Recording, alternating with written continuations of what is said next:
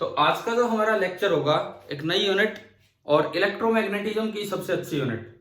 लेकिन जैसे 12th वाले बच्चे को लगता है कि यार ये तो छोटा सा पार्ट है, बिकॉज आज जो हम पढ़ रहे होंगे यूनिट का नाम मैं लिखता हूं एक बार।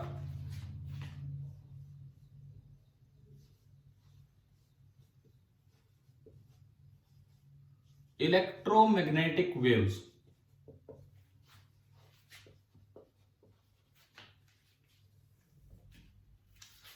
एक 12th के बच्चे को लगता है कि बहुत छोटा सा पार्ट है, क्योंकि मार्क्स के अकॉर्डिंग वो सोचता है और लगता है उसे बहुत छोटा पार्ट है।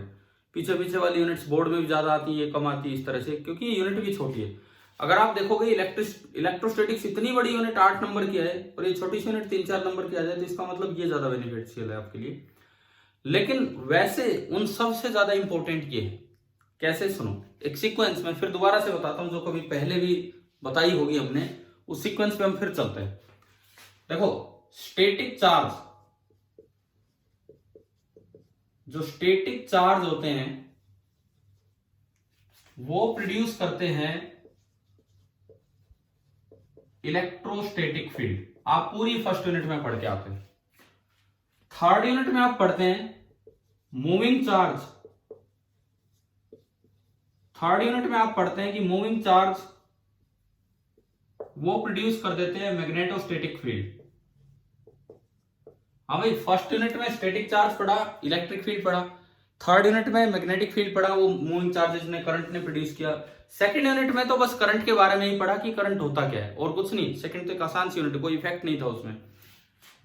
अभी जो आपने यूनिट फिनिश की ईएमआई वाली, एसी से जस्ट पहले, मतलब पूरी एक यूनिट का ही पार्ट है, उसमें आपने एक और नई चीज पढ़ी, ई को प्रोड्यूस करने का दूसरा तरीका। आपने पढ़ा कि अगर मैग्नेटिक फ्लक्स और you can say magnetic field time के साथ वेरी करे, या मैग्नेटिक फ्लक्स टाइम के साथ वेरी करे, तो वो भी अपना एक इलेक्ट्रिक फील्ड प्रोड्यूस कर देता है, जो जनरेटर का प्रिंसिपल था, इलेक्ट्रोमैग्नेटिक इंडक्शन। है ना भाई? बताओ, याद आ रहा होगा, ईएमआई में यही तो पढ़ के आए हम। ठीक है, अब देखो आखिरी पार्ट, इलेक्ट्रोमैग्नेटिज्म का लास्ट पार्ट, इलेक्ट्रोडायनेमिक्स का लास्ट पार्ट, जिससे फिनिश होगा काम। यहां से एक आइडिया लगाया। ये बात पहले ये बताओ, ये किसने बताई थी? ये वाली बात, ये इससे प्रोड्यूस होता है। हमने दो साइंटिस्ट के नाम लिए होंगे, दो साइंटिस्ट जिन्होंने अलग अलग ये बातें, सेम बात बताई थी कि भाई इससे ये प्रोड्यूस होता है। कौन कौन दो साइंटिस्ट थे? कौन कौन थे? एक तो फैराडे, मैंने थोड़ा याद दिलाने की कोशिश की। दूसरा बताओ कौन था?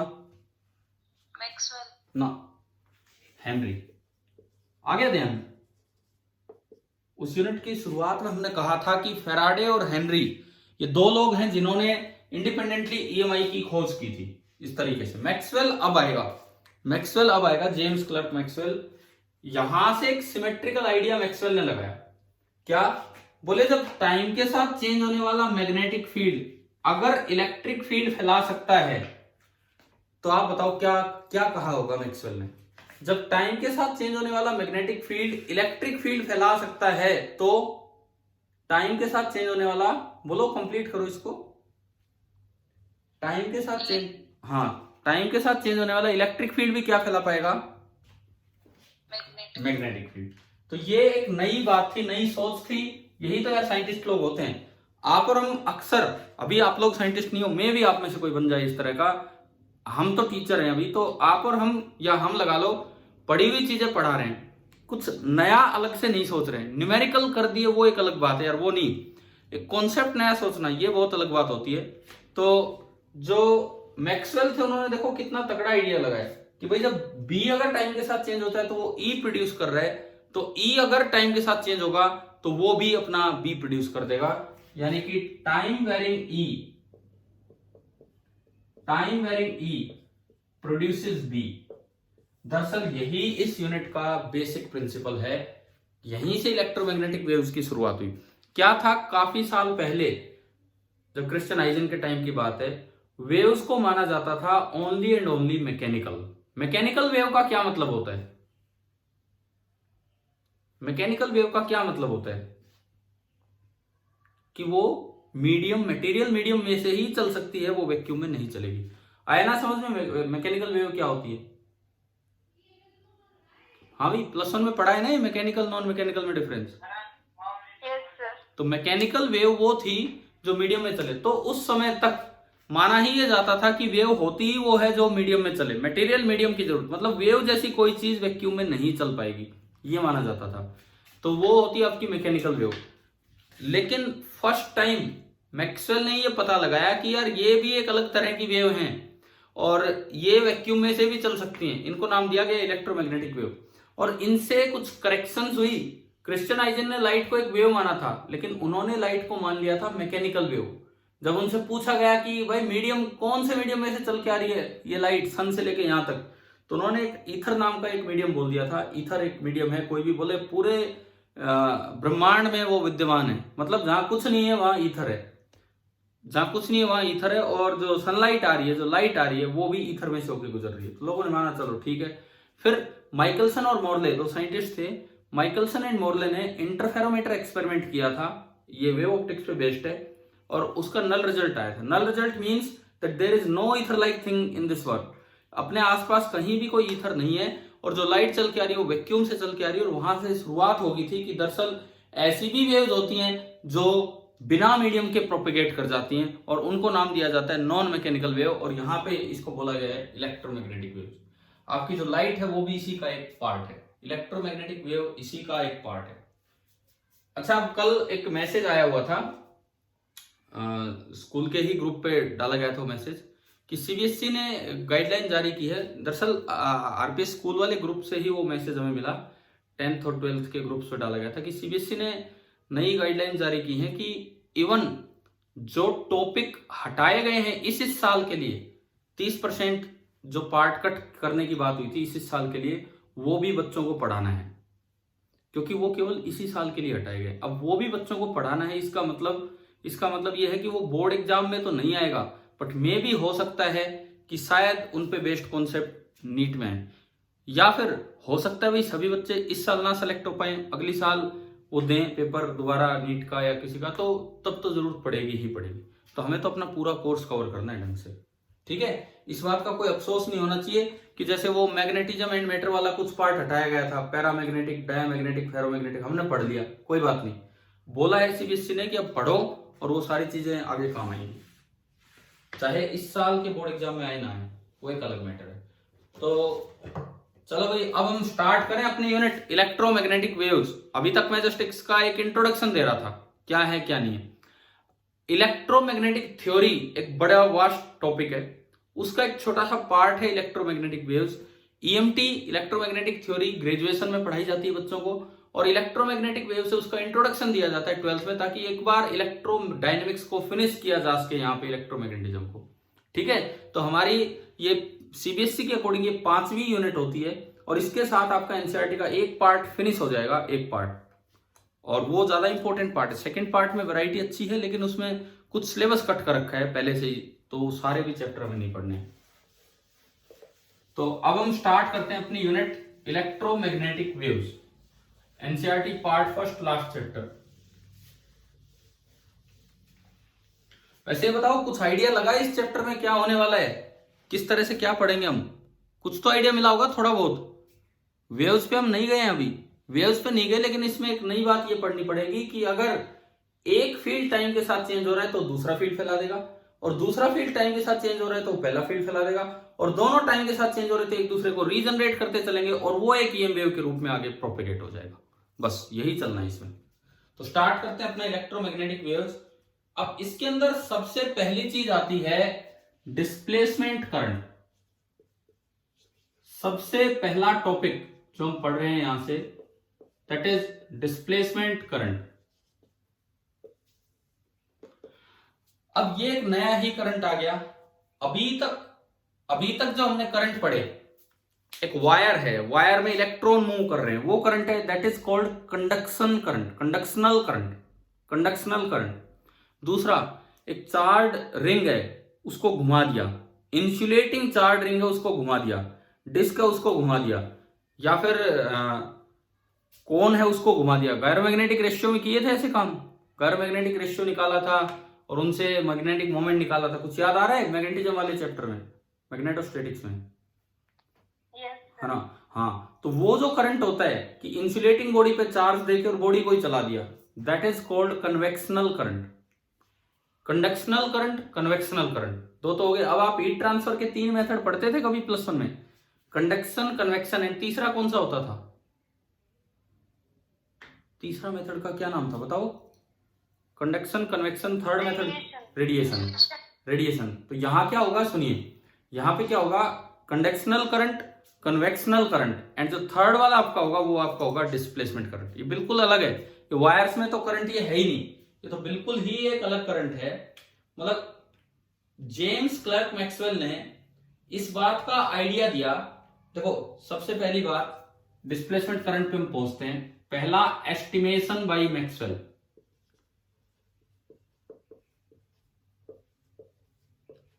Estimation bye Maxwell. अभी मैंने बताया कि जो पीछे 3 रिजल्ट्स आप पढ़ के आए, 3 रिजल्ट्स मैंने बोर्ड पे लिखे थे, उनसे एक एस्टिमेशन निकाला। देखो जो पुराने रिजल्ट्स थे, मैं एक बार फिर से थोड़ा सा आपको बताता हूं ताकि आप अपने थोड़े थोड़े नोट्स भी साथ साथ बनाते चले। स्टैटिक चार्ज वो प्रोड्यूस करता है electrostatic field. Moving charge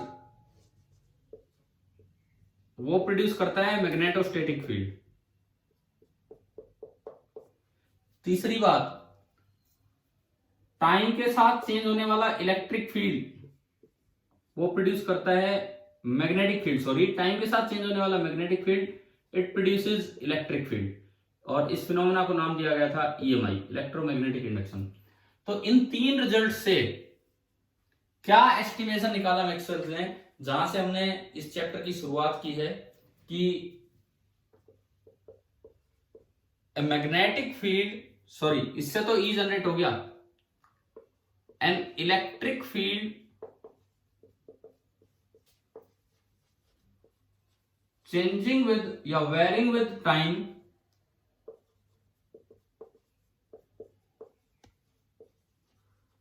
should produce a magnetic field. Varying with time should produce a magnetic field. कि जो इलेक्ट्रिक फील्ड टाइम के साथ चेंज हो रहा होगा वो भी अपना एक मैग्नेटिक फील्ड प्रोड्यूस करे। इन्हीं 3 रिजल्ट से ये एस्टिमेशन निकला था। अब मैं इसके थोड़ा एक्सपेरिमेंटल प्रूफ की तरफ आता हूं। देखो इसी के अंदर डिस्प्लेसमेंट करंट आएगा, इसी टॉपिक के अंदर हम पढ़ रहे होंगे कि डिस्प्लेसमेंट करंट क्या है क्या नहीं है। एक प्रोसेस लेते हैं कि ये कोई कैपेसिटर है, मैं चार्जिंग ऑफ अ कैपेसिटर देख रहा हूं एक बार। ये कोई भी एक कैपेसिटर है, मैंने यहां से एक बैटरी लगाई और उसका कुछ इंटरनल रेजिस्टेंस भी होगा, और ये एक स्विच है इस तरह से, ये है। अब देखो जैसे ही आपको ये स्विच को ऑन करते हो, आरसी डीसी सर्किट पढ़े हैं आपने? आरसी डीसी सर्किट एक बार बताओ, पढ़े हैं ना? तो क्या करंट सडनली आ जाता है या राइज करता है? 0 से राइज करता है करंट आरसी डीसी सर्किट में। एक्सपोनेंशियली राइज करेगा या एकदम से आ जाएगा कांस्टेंट करंट ही भैया? बताओ, एक्सपोनेंशियली आ जाएगा या एकदम से राइज करेगा, ये बताओ। आरसी डीसी सर्किट तो पढ़े है ना आपने भाई? मैं इक्वेशन लिख के बताऊं आपको। आपकी इक्वेशन होती थी आई बराबर I not into 1 minus E raised power minus T by tau. कुछ ऐसा पढ़ा है कभी? बताओ, where tau is the time constant. बोलो यार, जवाब दो, क्या ये पढ़ा हुआ है हमने आरसी डीसी सर्किट में? तो ये जो करंट है ये टाइम के साथ राइज करता है, ये करंट टाइम के साथ राइज करता ही हूं। लेकिन इसमें एक समझ में नहीं आ रही एक चीज क्या हो रही, वो देखो आप। इस ब्रांच में करंट फ्लो कर रहा है क्योंकि चार्ज फ्लो कर रहा है, इस ब्रांच में करंट फ्लो कर रहा है क्योंकि चार्ज फ्लो कर रहा है, बीच में तो गैप है, चार्ज तो आके यहां जमा होता जाएगा और वहां से निकलता जाएगा। आप ये बताओ यहां करंट 0 है कि नॉन जीरो है? यहां बीच में कोई वायर नहीं है, मेटल की कोई वायर नहीं है, बस एयर है सिंपल, या वैक्यूम है। बताओ, बीच वाले इलाके में करंट है कि नहीं, इस बात का जवाब दीजिए आप। अरे जल्दी बोलो, बीच वाले इलाके में कोई मेटल ही नहीं है, कोई इलेक्ट्रॉन ही नहीं है, तो क्या वहां करंट है कि नहीं है? नहीं है सर। नहीं है, बिल्कुल नहीं। अब एक बार में यार बोला करो, जवाब दिया करो, मैं कई कई बार पूछता रहता हूं। तो अगर हम देखें current, conduction current, this is known as conduction current, जो वायर में फ्लो करता है इलेक्ट्रॉन्स की वजह से, conduction current, this is flowing through the connecting wires. ये जो कंडक्शन करंट है, this is flowing through the connecting wires. Connecting wires में तो कंडक्शन करंट फ्लो कर रहा है, लेकिन क्या बीच वाले इलाके में, अगर मैं इसको एस नाम दूं, कोई भी पॉइंट है, क्या एस में कोई करंट है? एस वाले पार्ट से नहीं है sir. No current through S, because charge is accumulating on the plates. Charge जो है वो प्लेट्स पे इकट्ठा होता जा रहा है, एक साइड पॉजिटिव एक साइड नेगेटिव, तो बीच में करंट का फ्लो नहीं बन पाया। एक स्पेशल केस लेके सोचा मैक्सवेल ने अपनी बात को एक्सपेरिमेंटली प्रूव करने के लिए, एक स्पेशल केस लेके सोचा, ये वाला चार्जिंग ऑफ ए कैपेसिटर वाला केस। तो बीच में अगर मैं कोई भी सरफेस मानूं तो वहां तो कोई इलेक्ट्रिक करंट ही नहीं होगा। अब उन्होंने एम्पियर्स लॉ लगा के देखा, एम्पीरियन सर्किटल लॉ। मैं आपको याद दिला दूं, integral B dot DL is equal to mu not into I in. बताओ, ध्यान है ये?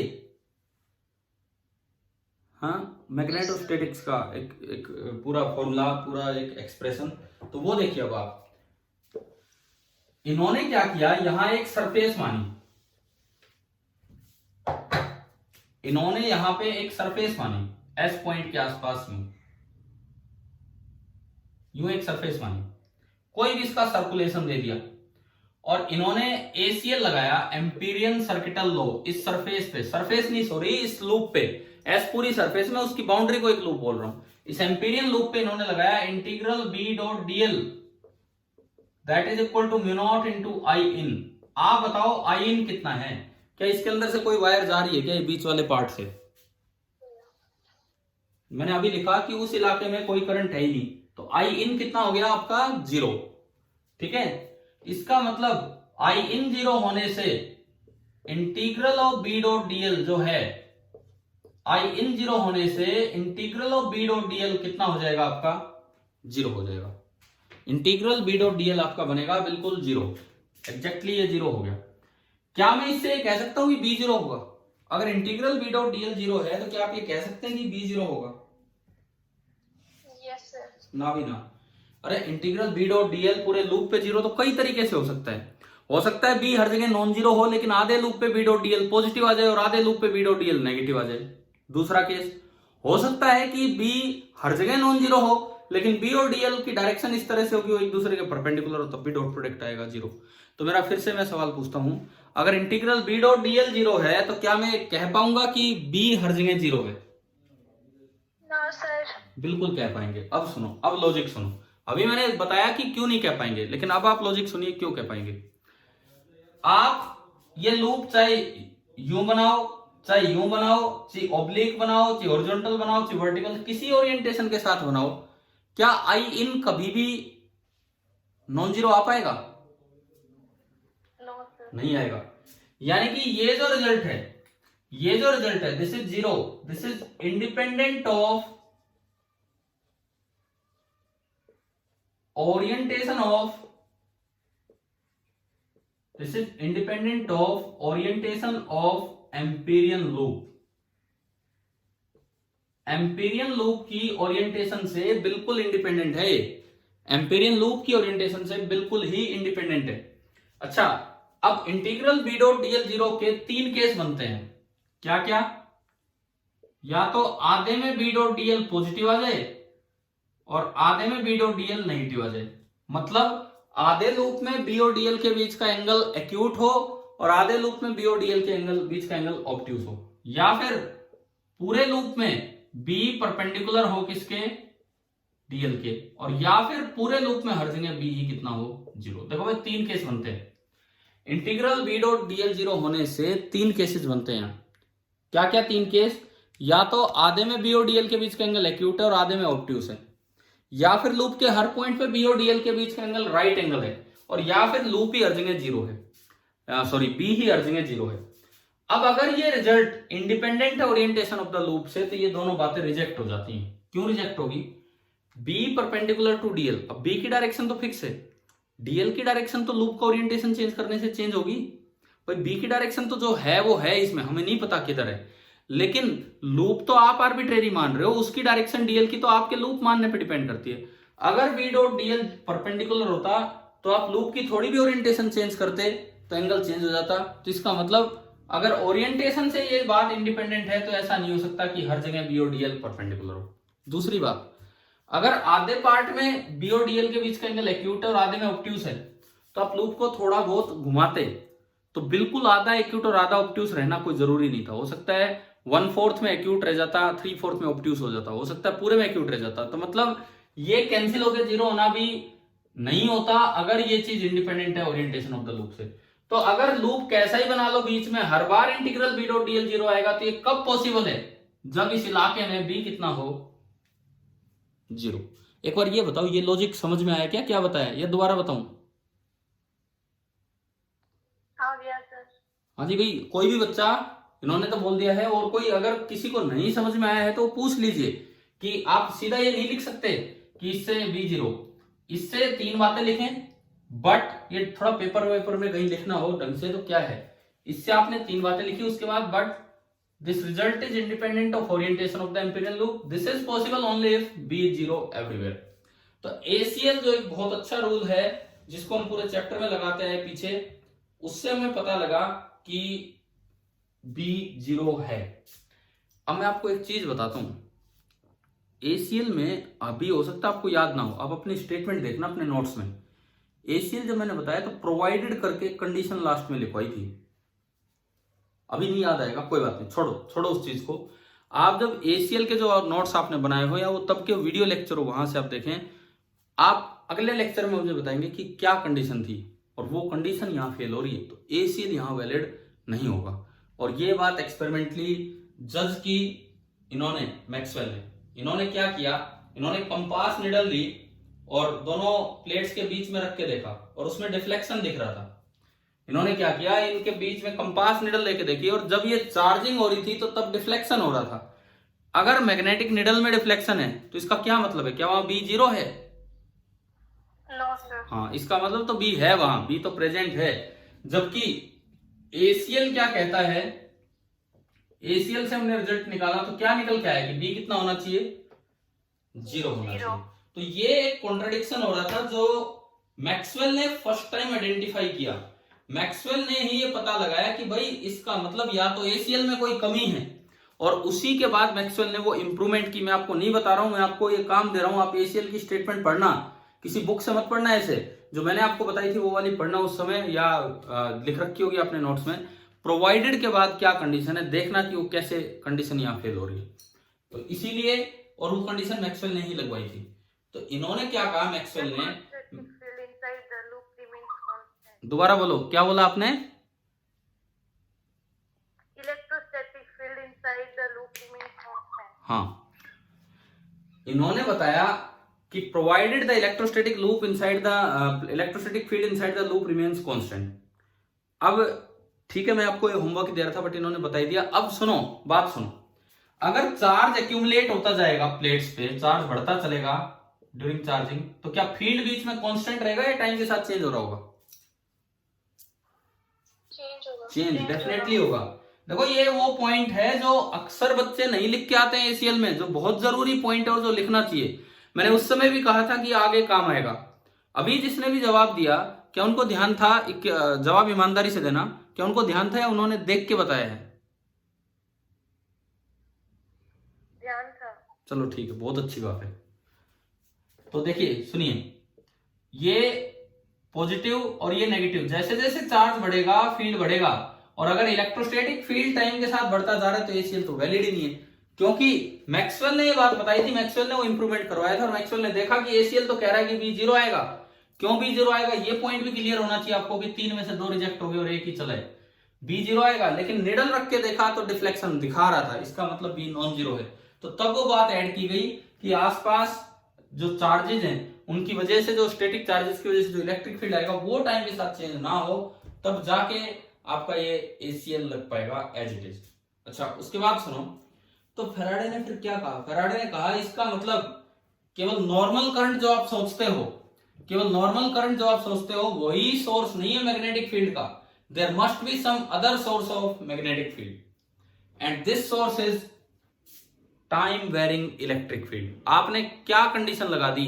आपने क्या कंडीशन लगा दी उसमें कि प्रोवाइडेड जो इलेक्ट्रोस्टैटिक फील्ड है वो टाइम के साथ चेंज नहीं होना चाहिए।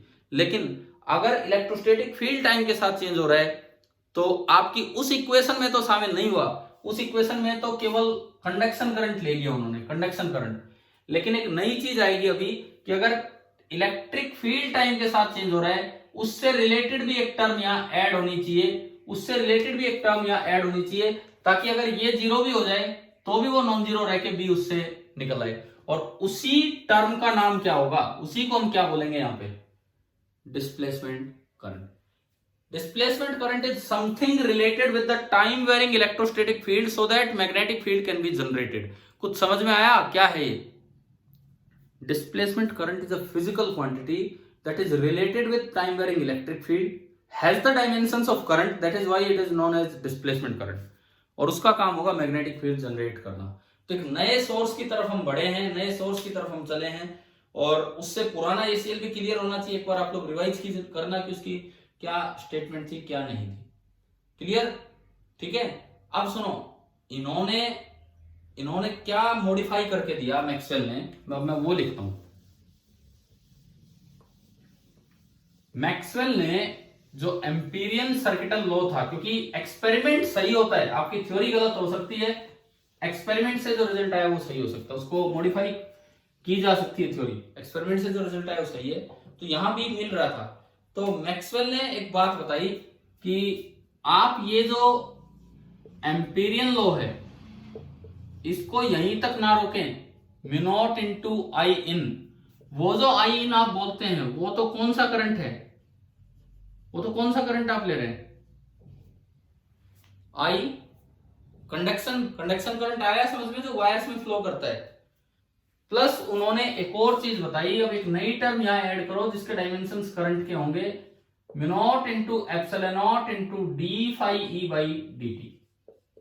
फाई ई मतलब, फाई ई का क्या मतलब है? Electric flux. देखो, फेराडे ने जब ये पता किया कि टाइम के साथ चेंज होने वाला मैग्नेटिक फील्ड इलेक्ट्रिक फील्ड फैलाता है, तो उन्होंने रूल फील्ड की टर्म्स में दिया कि फ्लक्स की टर्म्स में? बताओ, फेराडे ने जब ये पता किया कि टाइम के साथ चेंज होने वाला मैग्नेटिक फील्ड इलेक्ट्रिक फील्ड फैलाता है, जो फ्लक्स रूल है, तो उन्होंने तो उसमें फ्लक्स की टर्म्स में बना के दिया ना। तो इसी तरीके से मैक्सवेल ने भी जो चेंज किया वो फ्लक्स, इलेक्ट्रोस्टैटिक फ्लक्स को शामिल करते हुए लिया कि अगर इलेक्ट्रिक फील्ड टाइम के साथ चेंज होगा तो इलेक्ट्रोस्टैटिक फ्लक्स भी टाइम के साथ चेंज होगा, और एक नई क्वांटिटी इसमें ऐड होगी। ये दोनों में से अगर आप म्यू नॉट कॉमन ले तो इस टर्म को बोलते हैं आई डिस्प्लेसमेंट। इस टर्म को बोला जाता है आई डिस्प्लेसमेंट। इसकी यूनिट वही बनती है जो करंट की है। तो जो मॉडिफाइड ACL है मैक्सवेल मॉडिफिकेशन के बाद, वो बन गया integral B dot DL, mu naught common, और अंदर बचा IC conduction current plus ID displacement current. आप बताओ मैक्सवेल ने क्या मॉडिफिकेशन किया? क्या ये समझ में आ रहा है? हाँ जी, मैक्सवेल्स मॉडिफिकेशन क्लियर हो रहा है? क्या था? Yes sir. ठीक है। और यहां से ये बनाया कहां से, कहां से गया ये रूल? अगर कोई सोचे कि भाई ये रूल आया कहां से, सिंपली अगर आप EMI वाला रूल देखें, EMF इंड्यूस्ड, जिसको हम बोल देते हैं इंटीग्रल E डॉट DL, वो होता है d by D T of phi B.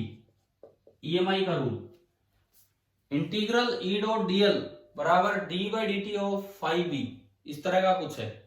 तो यहीं से इन्होंने आइडिया लगाया कि भाई इंटीग्रल E डॉट DL की जगह तो आ जाएगा इंटीग्रल B डॉट DL, और फाई बी की जगह आना चाहिए फाई ई, और फिर थोड़ा डायमेंशंस का ध्यान रखते हुए बनाया। तो इसी से आइडिया लगा, तो ये आपका बन गया मॉडिफाइड ACL।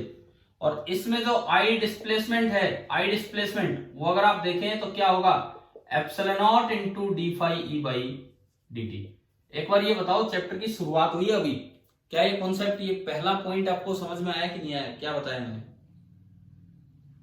पहला पॉइंट, ठीक है, कैसे निकालना होगा ये करंट, डिस्प्लेसमेंट करंट, अब वो आपको सिखाता हूं। डिस्प्लेसमेंट करंट सिंपली कैसे निकालेंगे वो आपको मैं सिखा रहा हूं यहां पे। देखिए, जैसे मान लो ये एक प्लेट है और ये कैपेसिटर की दूसरी प्लेट है। थोड़ी बड़ी बनाता हूं 2D में दिखे ताकि, ये कैपेसिटर की एक प्लेट है, ये कैपेसिटर की दूसरी प्लेट है। प्लेट का एक साइड का एरिया ए है, यहां से चार्ज आता जा रहा है और यहां से चार्ज निकलता जा रहा है। किसी वक्त करंट आई है, इस प्लेट पे चार्ज क्यू है और इस प्लेट पे चार्ज माइनस क्यू है। तो भाई आपको इलेक्ट्रोस्टैटिक्स वाला पॉइंट अगर याद हो, एक प्लेट पे अगर क्यू चार्ज होता है, चाहे एक साइड हो चाहे दोनों साइड, बताओ कैसे भी हो, क्यू चार्ज अगर होता है और ए उसका एरिया है, तो उसकी वजह से जो इलेक्ट्रोस्टैटिक फील्ड होता है वो होता है Q by 2a epsilon not. याद है ये formula, Q by 2a epsilon not. In terms of sigma तो ये देखना पड़ता है, एक साइड एक दोनों साइड बनेगा वही है Q upon 2a epsilon not. तो देखो इस समय टी टाइम पे इसकी वजह से, भाई लार्ज प्लेट्स हैं, लार्ज प्लेट्स के बीच में फील्ड यूनिफॉर्म होता है। पहली प्लेट की वजह से तो आगे की पॉजिटिव से दूर की तरफ होगा Q by 2a epsilon not, और माइनस क्यू की वजह से खुद की तरफ होगा Q by 2a epsilon not. तो जो टोटल फील्ड अगर E है, टोटल फील्ड अगर E है तो E कितना हो गया, Q upon 2a epsilon not plus Q upon 2a epsilon not, दोनों का सम सेम डायरेक्शन में है। तो जो E है वो कितना आ गया, Q upon a epsilon not. And during charging ये जो Q होता है ये टाइम के साथ बढ़ता है, Q naught into 1 minus E raise to power minus T by 2। पढ़ा हुआ है ना हमने charging of capacitor, RC circuit, ठीक है। तो ये जो Q है इसकी वैल्यू टाइम के साथ बढ़ रही होती है। Q is equal to Q naught into 1 minus E raise to power minus T by 2।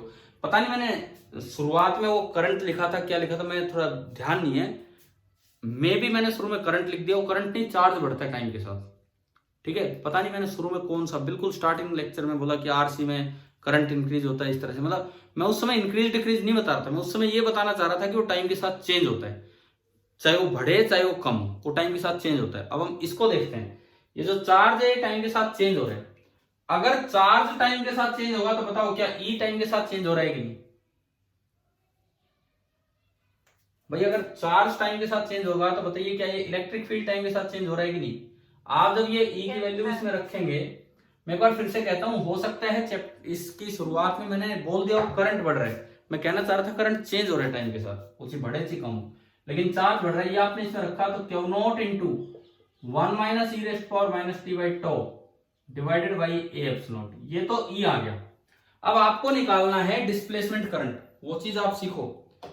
Suppose इसके अंदर आपको कोई छोटा सर्कुलर एरिया दे दिया, इसके अंदर आपको यूं दे दिया कि भाई मैंने बीच में ना यूं इस डायरेक्शन में एक शीट के अंदर अंदर एक छोटा एरिया बनाया और उसका रेडियस है r, उसका रेडियस है r। तो आपको ये निकालना है इस r में से कितना डिस्प्लेसमेंट करंट गया। वायर तो है नहीं, ये तो अलग तरह का करंट है कि इस पार्ट में से, इस r रेडियस के पार्ट में से कितना डिस्प्लेसमेंट करंट गया। तो क्या फॉर्मूला है डिस्प्लेसमेंट करंट का, जो ये हमने देखा, जो डेफिनेशन हमने देखी, क्या फॉर्मूला है डिस्प्लेसमेंट करंट का? Epsilon not into D phi E by D T. आपका जो डिस्प्लेसमेंट करंट है उसका फॉर्मूला है एप्सिलॉन नॉट, उसकी डेफिनेशन है into D by D T of phi electric. इस रेड एरिया में से पहले इलेक्ट्रिक फ्लक्स निकालो। रेड एरिया में से इलेक्ट्रिक फ्लक्स कैसे निकलेगा? क्या ई डॉट एस लगा सकते हैं या integral E dot S D S लगेगा? ढंग से जवाब दो सोच के। रेड एरिया में से मुझे इलेक्ट्रिक फ्लक्स निकालना है, क्या integral E dot D S लगाना पड़ेगा या ई डॉट एस से काम चल जाएगा?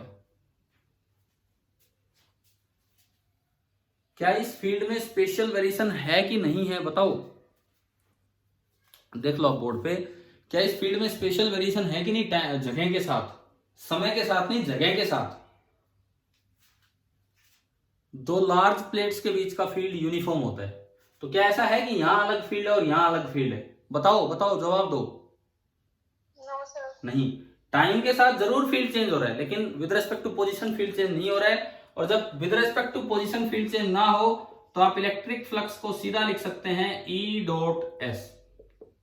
ई आगे एस आगे, तो दोनों के बीच का एंगल 0 डिग्री, ई एस कोस 0। अब अगर मैं वैल्यू पुट करूं ई अभी निकाला, ये रहा Q not upon A epsilon naught into 1 minus E raised power minus T by to. S कौन सा एरिया लेना है, ए लेना है कि पाई आर स्क्वायर लेना है? Yes pi R square. जितने पार्ट में से आप डिस्प्लेसमेंट करंट निकाल रहे हो वो एरिया लेना है। कोस 0 आपका हो गया 1, तो आपको फाई ई लिखना आ गया।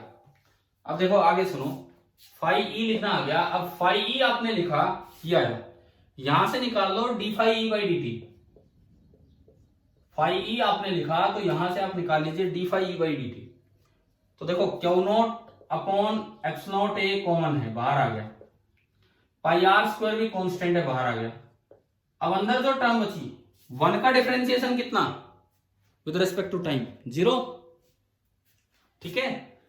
और minus E raised power T by two का एक माइनस तो बाहर लगा, E raised power minus T by two का E raised power minus T by two,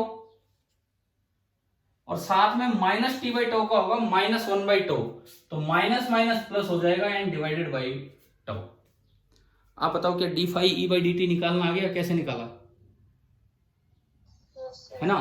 और अब डिस्प्लेसमेंट करंट इस इलाके में से कितना है, इस इलाके में से, तो आपने इसमें पुट किया, तो जो ID होगा ID that will be equal to epsilon not into ये पूरा Q not into pi R square upon tau epsilon not A और E raised power minus T by two, और ये एप्सिलॉन नॉट से एप्सिलॉन नॉट कट गया। यानी कि आपको डिस्प्लेसमेंट करंट निकालना आ गया कि बीच के किसी इलाके में ये करंट क्यों है, क्योंकि इस इलाके में इलेक्ट्रिक फील्ड टाइम के साथ चेंज हो रहा है। ये करंट नहीं होता, करंट नाम की कोई चीज नहीं है, इसको नाम दिया गया करंट क्योंकि इसका भी काम वही है जो एक कंडक्शन करंट का था। इसने भी मैग्नेटिक फील्ड जनरेट किया, तो इसीलिए इसको नाम दिया गया करंट। तो अब आप पहले तो मुझे ये बताओ कि आपको किसी एक पार्ट में से डिस्प्लेसमेंट करंट निकालना आया कि नहीं आया, कैसे निकालना है? हाँ जी भाई बोलो, अभी करेंगे इसकी प्रैक्टिस। और किसी रीजन में डिस्प्लेसमेंट करंट कैसे निकालना है, कुछ समझ में आया कि नहीं आया? बोलिए बोलिए, क्लियर है ना? ठीक है, अब सुनो, चलो हम आगे डिस्प्लेसमेंट करंट का यूज करेंगे अभी थोड़ी देर में, कैसे निकालना है कैसे नहीं। तो आगे से ACL मॉडिफाई हो गया है। अब आपको थोड़ा ये ध्यान रखना है कि अगर मैग्नेटोस्टैटिक्स का क्वेश्चन है, मैग्नेटोस्टैटिक्स का, तो वहां तो लूप में इलेक्ट्रिक फील्ड टाइम के साथ चेंज नहीं हो रहा होगा, वहां तो वही ACL सफिशिएंट है। परंतु अगर कहीं इलेक्ट्रिक फील्ड टाइम के साथ चेंज हो रहा हो तो वहां वो सफिशिएंट नहीं है, और वहां एक करेक्शन आ जाएगी। मैं एक बार फिर से लिख देता हूं, वैसे तो आपका ACL था integral B dot DL is equal to mu not into I in. वो आई इन है आई कंडक्शन, ये तब है if E does not vary with time। लेकिन जो मॉडिफाइड फॉर्म आई, मैं एक बार बस रिजल्ट आपको बता रहा हूं, ACL की मॉडिफाइड फॉर्म वो है integral B dot DL that is equal to mu not into IC first term plus mu not into epsilon naught into D by D T of क्या,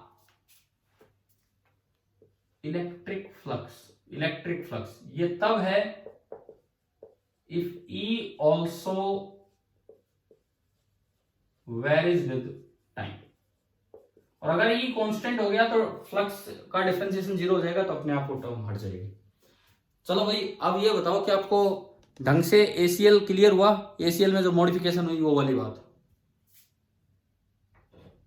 ठीक है? बताओ, कुछ जवाब दो, फिर मैं आगे बढ़ूंगा। क्लियर हो गए?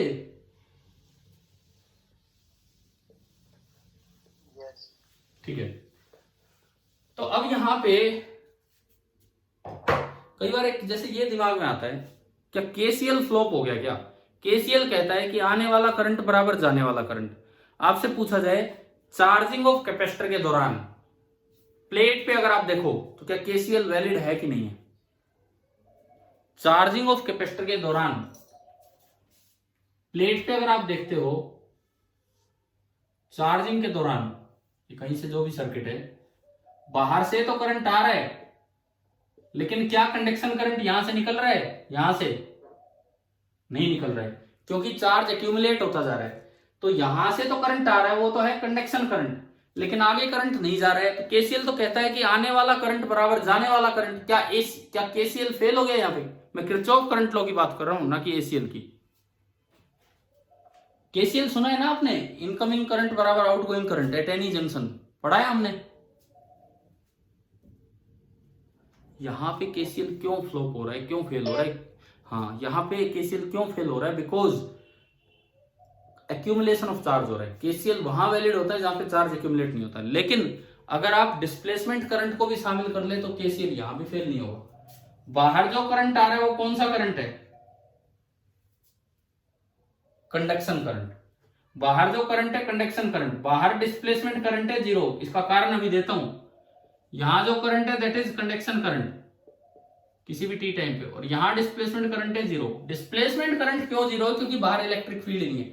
हमने इलेक्ट्रोस्टैटिक वाले चैप्टर में दो प्लेट्स पढ़ी, दो प्लेट्स जिनमें आमने सामने equal and opposite charge density है। आपने पढ़ा होगा रीजन फर्स्ट बाहर, रीजन सेकंड बीच का, रीजन थर्ड बाहर। केवल बीच वाले इलाके में इलेक्ट्रिक फील्ड होता है, इधर भी दोनों का फील्ड कैंसिल आउट हो जाता है और उधर भी दोनों का फील्ड कैंसिल आउट हो जाता है। बताओ, याद आ रहा है? ये कुछ ऐसा पढ़ा था?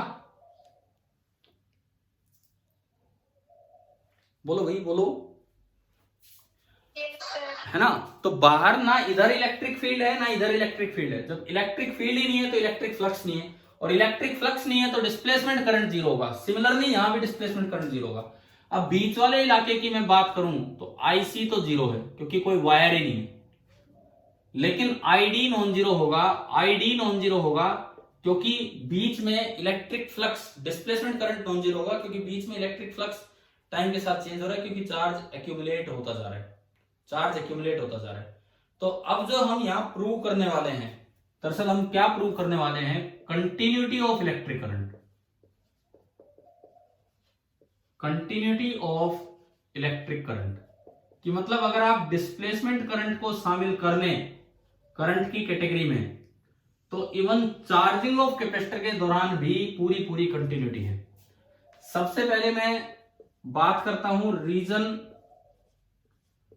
आउटसाइड द प्लेट्स, इधर या उधर। Region outside the plates, conduction current. भाई अगर किसी टी टाइम पे क्यों चार्ज आया तो कंडक्शन करंट को तो मैं क्या लिख सकता हूं? dq by dt। Displacement current बाहर होगा 0 बिकॉज बाहर E नेट 0 है। E नेट 0 है तो बाहर इलेक्ट्रिक फ्लक्स ही 0 होगा और इस वजह से उसका डिफरेंशिएशन भी 0 होगा। तो अगर आप I टोटल, I आउटसाइड निकालें, I आउटसाइड, तो this is IC plus ID। तो जो I आउट आया, I आउट कितना निकल के आया? dq by dt। पहले तो आप ये बताओ, बाहर वाले इलाकों का करंट समझ में आया कैसे निकाला हमने? हाँ जी, ठीक है। अब देखते हैं रीजन बिटवीन द प्लेट्स। अब हम देख रहे हैं region between the plates. Plates के बीच में जो रीजन है वहां कोई वायर नहीं है, तो आईसी कितना हो जाएगा? 0। इसका रीजन है कि नो कंडक्शन वायर, वहां पे कोई कंडक्शन वायर नहीं है, इसलिए आईसी 0। अब आईडी निकालना है मुझे, तो आईडी का फॉर्मूला शायद अब तक याद हो चुका होगा आप सभी को, epsilon into D phi E by D T, है ना भाई? याद तो हो ही गया होगा। अब फाई ई निकालना है तो उसके लिए मुझे फ्लक्स चाहिए, सॉरी ई चाहिए। ये एक बड़ी प्लेट है ए एरिया की। लार्ज प्लेट्स के बाहर फील्ड 0 होता है, बस बीच में जितना एरिया है प्लेट का उतने एरिया में फील्ड होता है।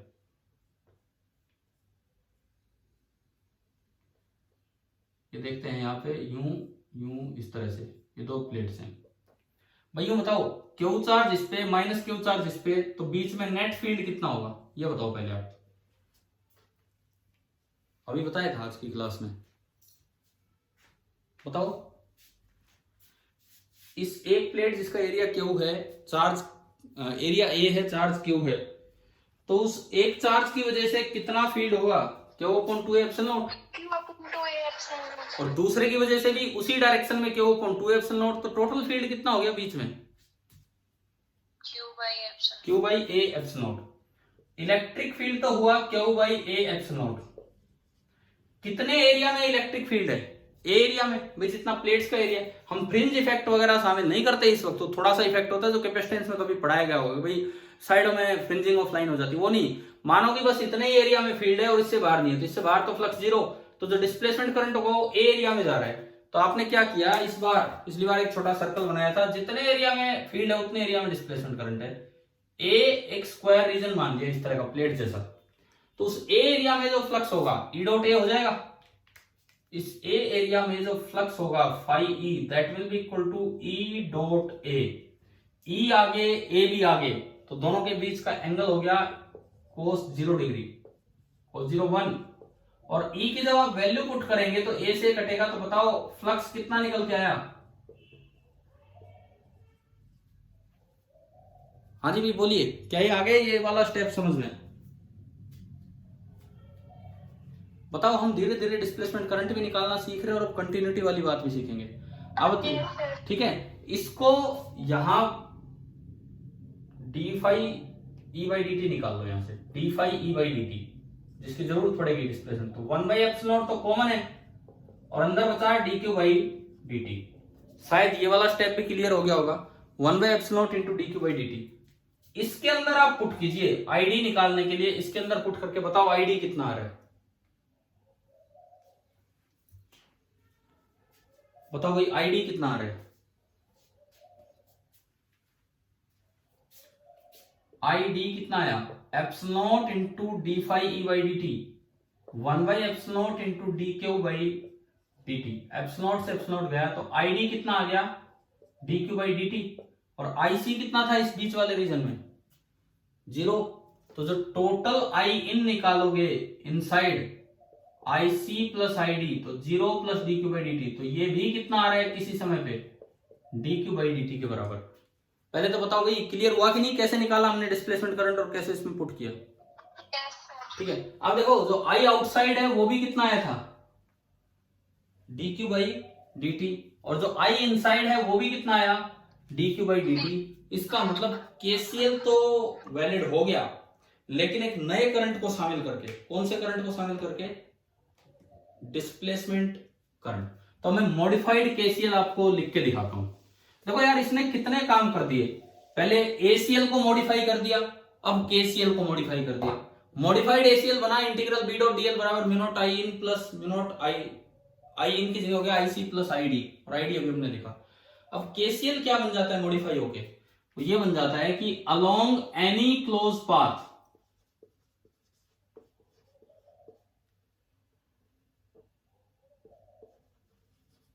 Along any close path. हम लिख क्या रहे हैं, हम मॉडिफाइड केसीएल लिख रहे हैं यहां पे, along any close path the sum of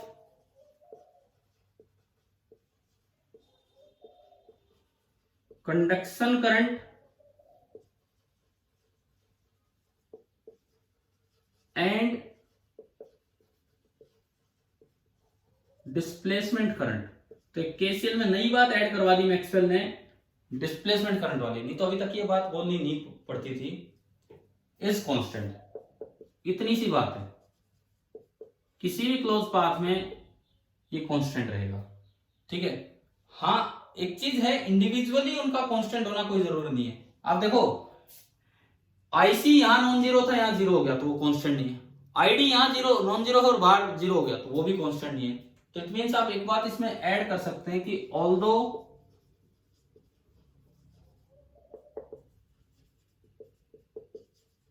अगर मैं इंडिविजुअली बात करूं, अलग अलग बात करूं, they may not be constant,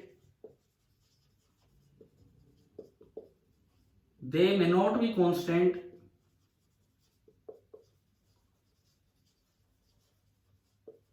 throughout the whole path, they may not be constant throughout the whole path। अब बताओ भाई ये दो मॉडिफिकेशन समझ में आ गए कि नहीं आपको, मतलब क्या है कि any loss of conduction current will appear as displacement current. अगर कहीं भी कंडक्शन करंट का थोड़ा भी नुकसान हुआ है तो वो आपका डिस्प्लेसमेंट करंट के रूप में आपको बाहर मिलेगा। चलो भाई, चलो मैं आगे बढ़ूं, बताओ क्लियर हुआ ये कंटिन्यूटी वाली बात? प्रूफ के साथ की है हमने, प्रूफ के साथ। बोलो क्लियर हो गया ये कॉन्सेप्ट?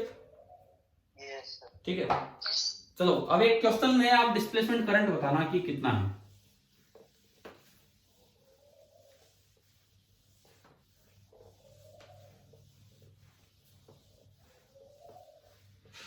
भाई इस यूनिट को कभी हल्के में मत लेना, सोचे कि ये तो यार 3 नंबर की है, 4 नंबर की है। छोटी सी यूनिट है, अच्छे नंबर दिलवाएगी आपको ये, और नीट में और इन सब में आता है, सिलेबस में है। केवल और केवल जेई एडवांस जो है, जेई मेंस के भी सिलेबस में होती है, एडवांस में इस पे क्वेश्चन नहीं आते, बिकॉज उसका भी एक रीजन है, क्योंकि एक इतना छोटा पार्ट सिलेबस में है कि एडवांस के लेवल का क्वेश्चन यहाँ बन नहीं पाता है। वो पूरा ईएमटी होता तो वो बनाते उसमें से सवाल। अब इलेक्ट्रोमैग्नेटिक थ्योरी पूरी है नहीं, इसलिए मेंस में तो इस पर हर साल क्वेश्चन आते हैं, और आपके नीट में तो आते ही आते हैं, तो ढंग से पढ़े हम।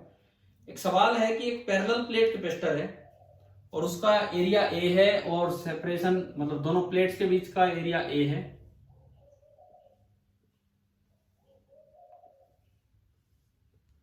और जो प्लेट्स के बीच की सेपरेशन है दैट इज डी।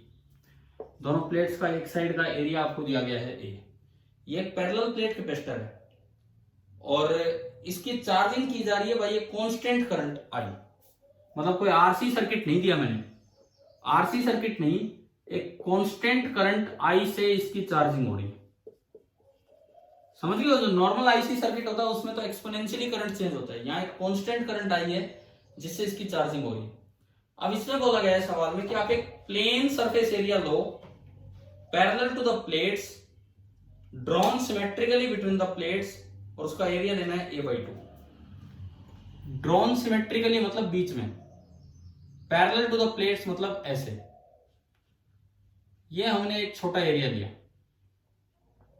और ये एरिया कितना लेना है a/2। समझ गए? मैं रेड कलर मैं स्पेसिफाई कर रहा हूं, हर बार हम रेड कलर किसके लिए यूज कर रहे हैं? अगर कलर डिस्टिंग्विश हो पा रहे हैं कि नहीं दिख पा रहे हैं कलर? चलो मैं बीच में जो बनाता हूं वो रेड कलर से मैं बना रहा हूं, वो केवल और केवल इसलिए कि आपको बस इस इलाके में से डिस्प्लेसमेंट करंट बताना है कि कितना होगा। तो आपको भाई ये जवाब देना है कि find I displacement through a/2। ये जो सरफेस आपने बनी a/2 एरिया की, इसमें से आपको डिस्प्लेसमेंट a/2, हालांकि ज्यादा छोटा बन गया, थोड़ा बड़ा है, आधा ही तो एरिया है तो बहुत छोटा बन गया। बताओ ये कैसे करेंगे?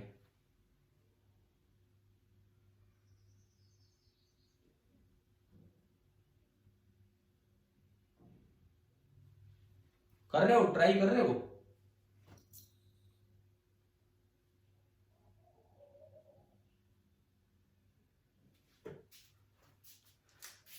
देखो कैसे होगा। किसी भी वक्त क्वेश्चन तो आ गया ना समझ में, क्या है डिफरेंस ये कर दिया कि आई कांस्टेंट कर दिया और कुछ नहीं, और आई आपको दिया है। किसी भी वक्त मान लो इस पे चार्ज क्यू आया और इस पे माइनस क्यू आया, तो हम अपने सॉल्यूशन में पहली लाइन ये लिख सकते हैं कि I can be written as dq/dt। अब अगर ये क्यू और माइनस क्यू है तो पूरे इलाके में जो फील्ड होगा, पूरे इलाके में जो फील्ड होगा वो हम जानते हैं q/a/ε। और जो रेड एरिया में से फ्लक्स होगा that will B E.a/2। E का मैग्नीट्यूड इंटू a/2 का मैग्नीट्यूड, और जिस तरह दिया है एंगल cos 0 डिग्री, तो जो फ्लक्स आया that is E q/a/0 into a/2, a से a गया। फिर यहां से आपने लिखा d∅dt, d∅dt हर बार निकालना पड़ेगा, तो 1/2 तो कांस्टेंट है, और इंटू dq/dt, और क्यू तो हमने एज्यूम किया था आई गिवन है, तो dq/dt को मैं क्या लिख सकता हूं? dq/dt को हम क्या लिख सकते हैं? यहाँ पे आई लिख सकते हैं, तो ये बन गया I/2ε। अब आप लगाओ डिस्प्लेसमेंट करंट का फॉर्मूला। क्या होता है डिस्प्लेसमेंट करंट का फॉर्मूला? ε0 into d∅e/dt। तो ε0 इंटू d∅e/dt वो निकला हुआ है उधर, कितना आया? I/2 एप्सिलॉन से एप्सिलॉन गया और ये कितना आ गया I/2। तो ये तो पूरा प्रॉपर, कोई बच्चा तुक्का भी लगाएगा तो I/2 ही लगाएगा। यूं मान के कि भाई पूरे एरिया में से, तो देखो कंटिन्यूटी से आप डायरेक्ट कर सकते हो कि पूरे एरिया में उतना ही करंट होगा जितना बाहर कंडक्शन करंट है, क्योंकि बाहर डिस्प्लेसमेंट करंट नहीं है और अंदर कंडक्शन करंट नहीं है। तो कंटिन्यूटी कहती है कि बाहर अगर I टोटल करंट है तो अंदर एरिया में I ये होगा। अब क्योंकि I कांस्टेंट है, यूनिफॉर्मली बटा हुआ है सारा पे ये डिस्प्लेसमेंट करंट, क्योंकि फील्ड कांस्टेंट है। फील्ड कांस्टेंट होने से, इलेक्ट्रिक फील्ड कांस्टेंट होने से डिस्प्लेसमेंट करंट यूनिफॉर्मली बटा है, तो एरिया में I, तो A/2 एरिया में कितना हो जाएगा I/2। और दूसरा तरीका ये फील्ड लिख के और जैसे आपको करना आना चाहिए। आप बताओ क्या आपको दोनों मेथड्स क्लियर हो गए हैं कैसे हमें डिस्प्लेसमेंट करंट निकालना था इस सवाल में? Yes, sir. ठीक है, देखो ये तो ठीक है, ये मैंने इसलिए समझाया कि ये तो स्टैंडर्ड मेथड है, हमेशा इससे करना चाहिए। लेकिन अगर किसी रीजन में इलेक्ट्रिक फील्ड हर जगह सेम हो, टाइम के साथ सेम होगा जब तो डिस्प्लेसमेंट करंट ही नहीं होगा, टाइम के साथ नहीं, स्पेस के साथ, पोजीशन के साथ हर जगह चेंज ना हो, सेम हो एक समय पे, तो उसमें डिस्प्लेसमेंट करंट यूनिफॉर्मली बढ़ता है। तो अगर एरिया में पूरा I करंट है और कंटिन्यूटी का यूज किया, बाहर I कंडक्शन तो अंदर I डिस्प्लेसमेंट, तो अंदर पूरा I करंट A में, तो A/2 में हो जाएगा I/2 और नहीं तो ऐसे चलेंगे, आगे बढ़े। ठीक है, अब ACL, मॉडिफाइड ACL अप्लाई करके देखते हैं कि जो मैक्सवेल ने बोला कि मैग्नेटिक फील्ड जनरेट होता है, भाई पता तो करें कि कितना जनरेट होता है।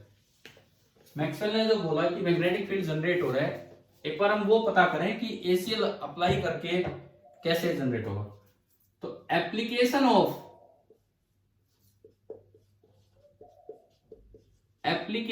Of modified ACL to circular capacitor, दिखाता हूं कि ये क्या है। Application of modified ACL to circular capacitor. तो सबसे पहली चीज ये कि भाई सर्कुलर कैपेसिटर क्या चीज है, क्या मतलब है सर्कुलर कैपेसिटर का। इसका मतलब है कि सिंपली एक ये प्लेट, पैरेलल प्लेट कैपेसिटर है और कुछ नहीं है, और इसके सामने एक और प्लेट, ये पैरेलल प्लेट कैपेसिटर जिसकी प्लेट सर्कुलर है और इसका रेडियस ऑफ द प्लेट्स है R, और इसमें टाइम वेरिंग करंट आ रहा है, चाहे कांस्टेंट करंट आए, कुछ है करंट आ रहा है जो चार्ज जमा करवाता जा रहा है, और इससे यहां का इलेक्ट्रिक फील्ड चेंज होता चलेगा, इस तरह से है। तो अब मुझे निकालना है कि भाई इन प्लेट्स के बीच में, मैक्सवेल ने तो पता कर दिया था कि हाँ बिल्कुल मैग्नेटिक फील्ड है, उन्होंने तो अपनी निडल लगा के वहां पे मैग्नेटिक निडल लगा के कंफर्म कर दिया कि मैग्नेटिक फील्ड है, लेकिन है कि नहीं है उसका एक्सप्रेशन क्या बनेगा वो हम कैसे निकालें, तो उस पर हम चलते हैं। तो हम दो रीजन लेंगे, एक बार प्लेट्स के अंदर और एक बार बाहर जाएंगे। तो पहले मैं प्लेट्स के अंदर वाला रीजन लेता हूं। Small r is less than capital R, case first. Case first, small r is less than capital R।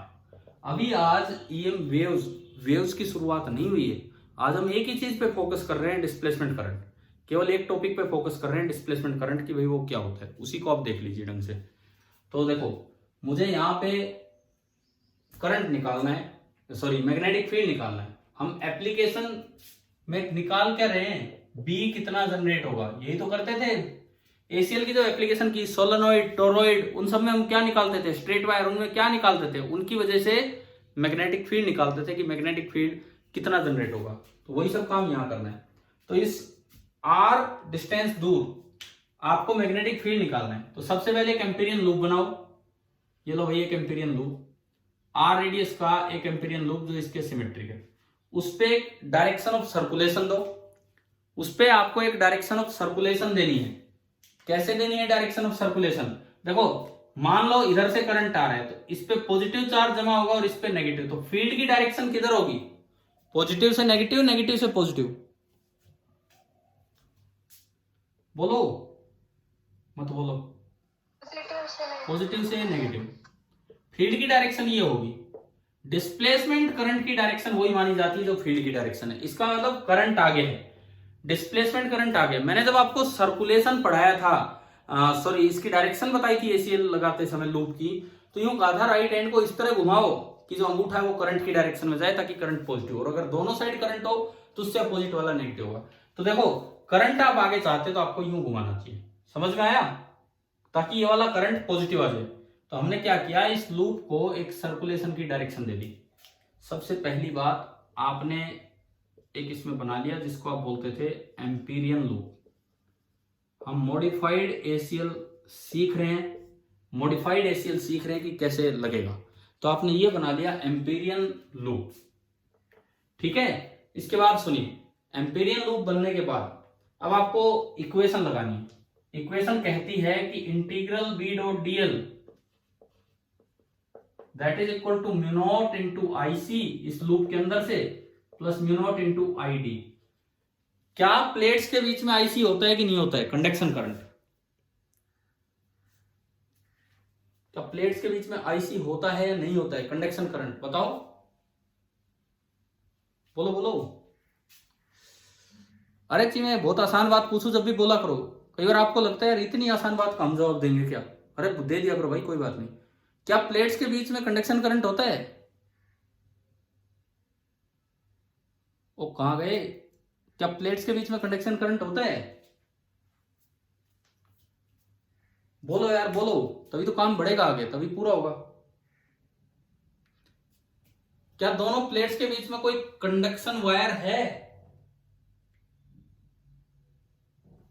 No sir. इसका मतलब आईसी नहीं है, तो आईसी तो उस इलाके में जीरो है। तो ये आपका बना integral B dot DL is equal to mu not into I D. अब देखो कंटिन्यूटी इक्वेशन कहती है कि जितना बाहर कंडक्शन करंट है बीच में उतना ही आपका डिस्प्लेसमेंट करंट होगा, और वो पूरे प्लेट के एरिया में बटा होगा। तो प्लेट के एरिया में अगर मैं देखूं, मुझे आईडी इन चाहिए इसके अंदर से, इसके अंदर से, तो देखो ये कैसे कैलकुलेट होगा, यूनिटरी मेथड से। पूरे पाई आर स्क्वायर में तो डिस्प्लेसमेंट करंट उतना ही है जितना कि बाहर कंडक्शन करंट है। बाहर कंडक्शन करंट कितना है, आई, यूनिट एरिया में से होगा I upon pi R square. और मुझे कितने एरिया में चाहिए डिस्प्लेसमेंट करंट, आई निकालना इस लूप के अंदर से। मुझे कितने एरिया में चाहिए, पाई स्मॉल आर स्क्वायर में से, तो ये होगा I upon pi capital R square into pi small R square. Pi से पाई गया तो मेरे पास आईडी आ गया, आईडी आ गया। अगर बाहर करंट आई है तो आईडी होगा I into I square upon R square. बताओ क्या ये स्टेप आ गया समझ में? हाँ जी भाई बोलो, क्लियर है ये वाला स्टेप? ठीक है, अब इंटीग्रल बी डॉट डीएल निकालते हैं। इंटीग्रल बी डॉट डीएल, जिस तरह से करंट है डिस्प्लेसमेंट करंट की डायरेक्शन है, अगर मैं लूप के ऊपर एक पॉइंट मानूं, करंट की तरफ अंगूठा करो, हाथे स्ट्रेट जब करंट होता है, स्ट्रेट जब करंट होता है तो हम बी कैसे निकालते हैं? आप करंट की तरफ अंगूठा कीजिए, हथेली पॉइंट की तरफ कीजिए, करंट की तरफ अंगूठा कीजिए, हथेली पॉइंट की तरफ कीजिए। तो करंट की तरफ अंगूठा, हथेली पॉइंट की तरफ, तो फील्ड बाहर होगा। यानी कि जब आप इस इलाके में देखोगे इस जगह, तो जो मैग्नेटिक फील्ड होगा, जो डिस्प्लेसमेंट करंट की वजह से मैग्नेटिक फील्ड होगा, वो बाहर होगा बी। और जो डीएल है वो लूप की सर्कुलेशन के हिसाब से टेंजेंशियली आउटवर्ड होगा, क्योंकि लूप की सर्कुलेशन आपने ऐसी ही दी है। तो ये आपका ये जो बाहर की तरफ मैं दिखाना चाह रहा हूं, ये आपका हो गया डीएल। ये लो, ये डीएल, बी भी बाहर डीएल भी बाहर, तो बी और डीएल के बीच का एंगल है 0 डिग्री। तो अगर मैं इस साइड को आगे बढ़ाऊं तो ये बना integral B into DL into cos 0 1, और बाई सिमेट्री बी जो है वो बाहर आ जाएगा क्योंकि लूप का हर पॉइंट सेंटर के अबाउट सिमेट्रिक है। और अंदर बचा only integral DL. Integral DL मतलब इस छोटे लूप की पूरी लंबाई, छोटे लूप की पूरी लंबाई कितनी है, कितनी है जी छोटे लूप की पूरी लंबाई?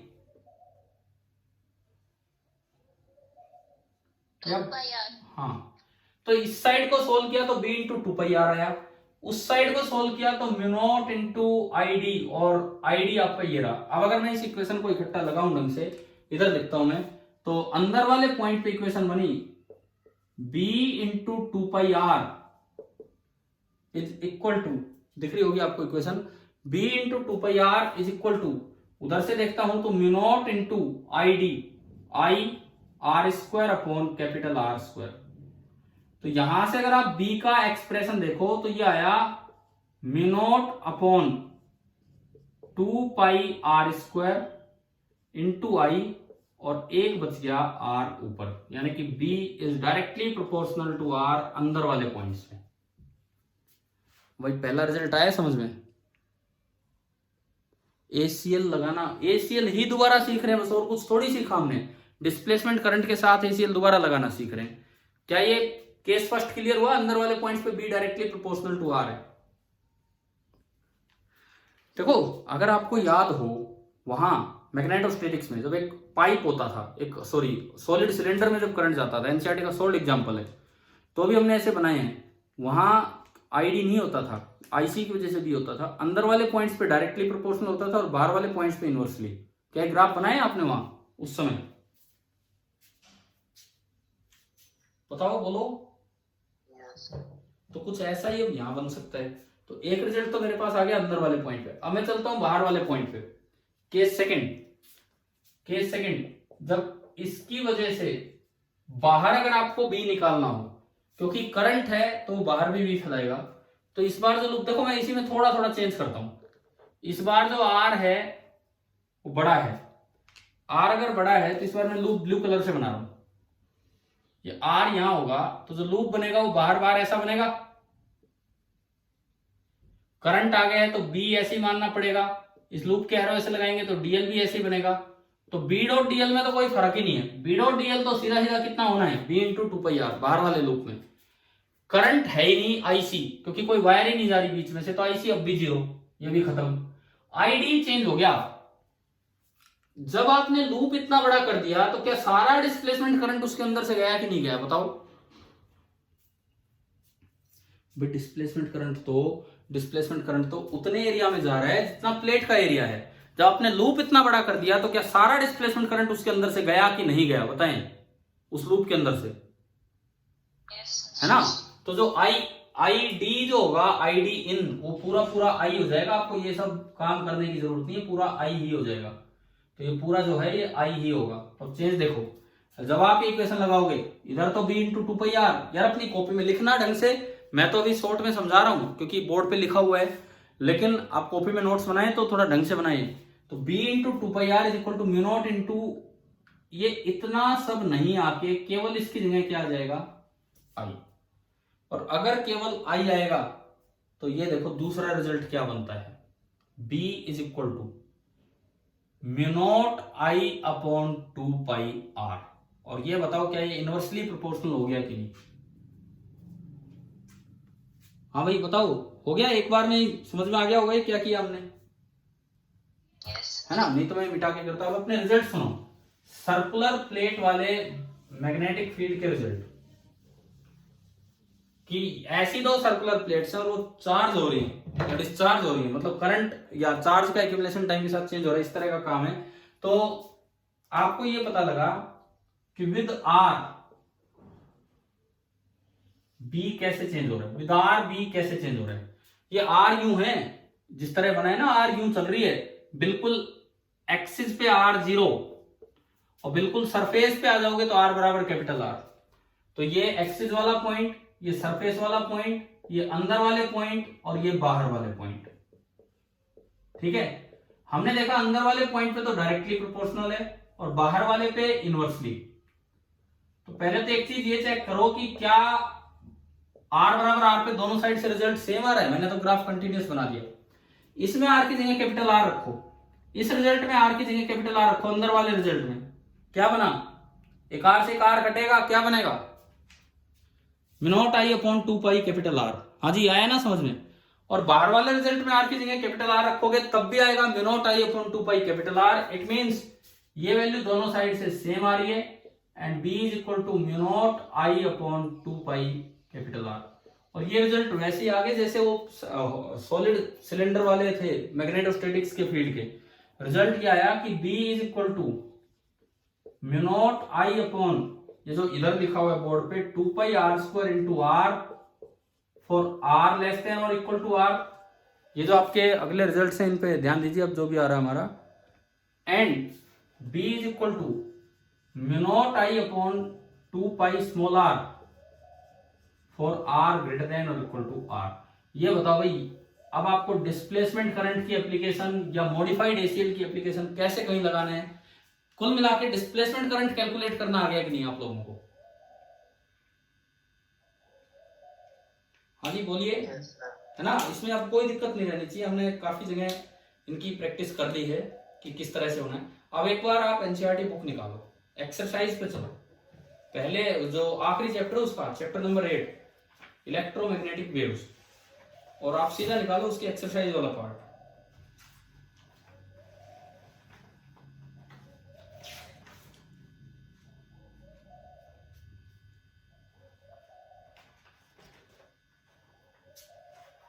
हमें मिल गया पेज नंबर 286।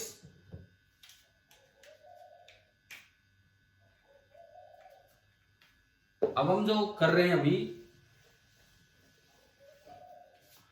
आप एनसीईआरटी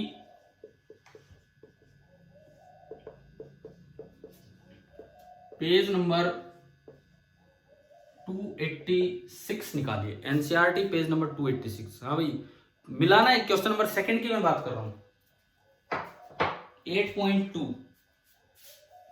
एक बार बताओ क्या बुक खोल दिया आप लोगों ने? Yes, sir. ठीक है, पढ़ते हैं सवाल। Parallel plate capacitor made of circular plates each of radius r बराबर 6 centimetre has a capacitance C बराबर 100 पिकोफैराड। सर्कुलर प्लेट वाला मतलब यही केस है जो अभी हमने पढ़ा, और कैपेसिटेंस दे दिया, रेजिस्टेंस दे दिया, ठीक है। तो capacitor is connected to a 230 volt AC supply. अब इसका क्या मतलब है? 230 वोल्ट एसी सप्लाई मतलब ये कौन सी वैल्यू दी है आपको? अगर ये बोलता है 230 वोल्ट एसी सप्लाई मतलब कौन सी वैल्यू दी है? इंस्टेंटेनियस वैल्यू की, पीक वैल्यू की, एवरेज वैल्यू की, आरएमएस वैल्यू, कौन सी वैल्यू दी है? अरे बोलो भाई, 230 वोल्ट एसी सप्लाई कहीं लिखा आया है, ये वोल्टेज की कौन सी वैल्यू है? Instantaneous value, peak value, RMS value, average value? RMS. RMS. जो रीडिंग आती है वो आरएमएस होती है, इन्होंने कहीं से रीड करके बोला और ये आरएमएस वैल्यू है। तो आपका एक ये आरसी सर्किट बन गया, आरसी सर्किट बन गया। तो अगर मैं इसका सर्किट बनाऊं तो देखो क्या है, ये रेजिस्टेंस,